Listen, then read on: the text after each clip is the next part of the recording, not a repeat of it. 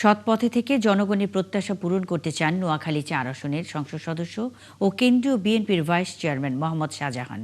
নির্বাচনের সময় দেওয়া অঙ্গীকার পূরণে সবার কাছে দোয়া চেয়েছেন তিনি। মঙ্গলবার নোয়াখালীর মাইজদি হোয়াইট হল রুমে মানবিক সংগঠন মানব কল্যাণ মজলিসের উদ্যোগে দোয়া ও ইফতার অনুষ্ঠানে যোগ দিয়ে তিনি এসব কথা বলেন। এ সময় উপস্থিত ছিলেন নোয়াখালী জেলা বিএনপি সদস্য সচিব হারুনুর রশিদ আজাদ, নোয়াখালী আইনজীবী সমিতির সাবেক সভাপতি তাজুল ইসলাম, মানব কল্যাণ মজলিসের সভাপতি অ্যাডভোকেট মাইনুদ্দিন খসরু সহ অনেকে।